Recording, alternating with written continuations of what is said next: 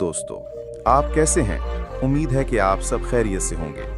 तैयार हो जाएं, क्योंकि मैं आपको एक ऐसे मुल्क की सैर पर ले जाने वाला हूं जिसके राज आपको हैरान कर देंगे। यहाँ औरतों को पोशीदा रखा जाता है और उन्हें बहुत इज्जत दी जाती है। यहाँ की ज़्यादातर ज़मीन और जायदाद औरतों के नाम पर है। यहाँ पत्थर की करेंसी भी इस्तेमाल होती है और कुछ करेंसी इतनी भारी होती है कि उसे हरकत देना भी मुश्किल हो जाता है। ये मुल्क बहुत छोटा है।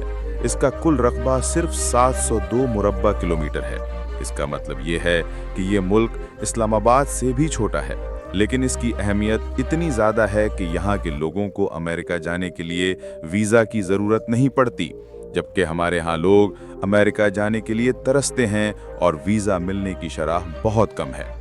जी हाँ, हम माइक्रोनेशिया की सैर की बात कर रहे हैं, जहाँ पैसा आपके आंगन में रखा होता है लेकिन मालिक कोई और होता है।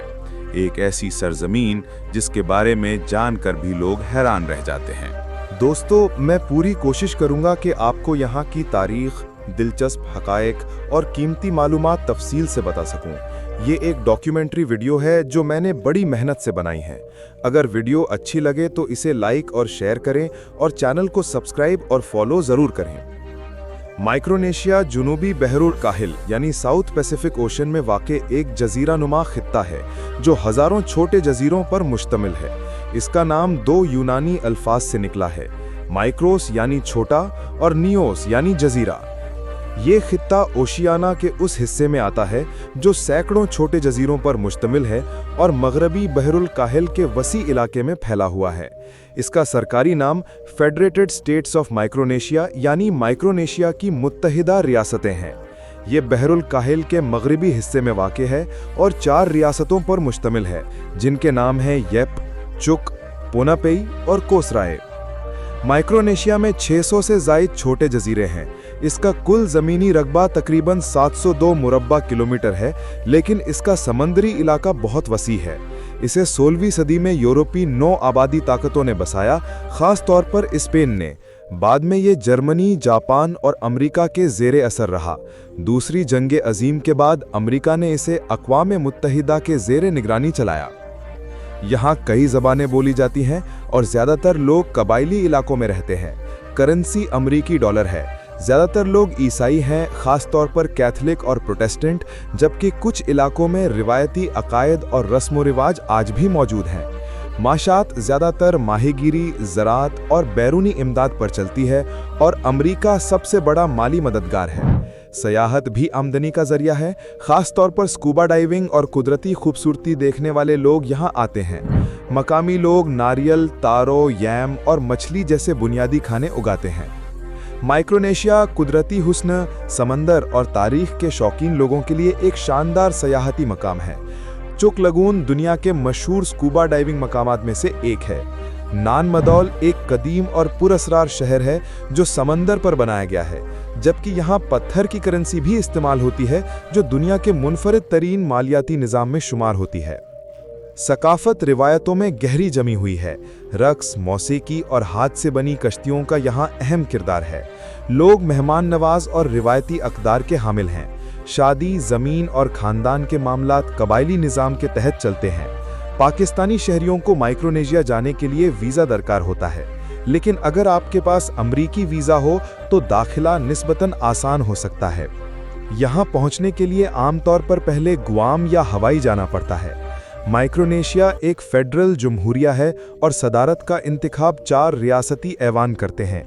अमेरिका इसकी दिफा, पोस्ट और करेंसी की जिम्मेदारी लेता है। ये छोटा सा मुल्क है मगर एक हैरान कुन दुनिया। यहाँ बहुत सी ऐसी बातें हैं जो आम लोगों को मालूम नहीं। माइक्रोनेशिया में पत्थर की करेंसी इस्तेमाल होती है, जो दुनिया की सबसे भारी करेंसी समझी जाती है।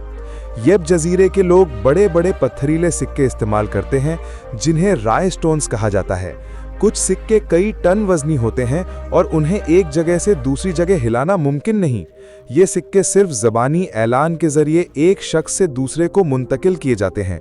मतलब पैसा आपके सहन में पड़ा होगा लेकिन मालिक कोई और होगा।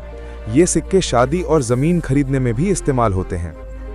नान मदौल पानी पर बसाया गया एक कदीम शहर है जो 100 से ज़ायद मस्नूई जजीरों पर मुश्तमिल है। इसे दुनिया का पैसिफिक वेनिस भी कहा जाता है। हैरानकुन बात यह है कि यहाँ इतने बड़े पत्थर बगैर जदीद टेक्नोलॉजी के कैसे लाए गए। रिवायती माइक्रोनेशियाई मला बगैर किसी जदीद आलात के सिर्फ सितारों, हवाओं और लहरों को पढ़कर हज़ारों किलोमीटर का सफ़र तय करते हैं। उन्हें वे फाइंडर्स कहा जाता है और ये इल्म नस्ल दर नस्ल मुंतकिल होता है।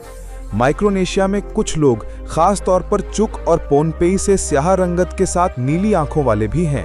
ये किसी यूरोपीय नस्ल की वजह से नहीं, बल्कि एक नायाब जेनेटिक तब्दीली की वजह से है जो दुनिया में बहुत कम पाई जाती है।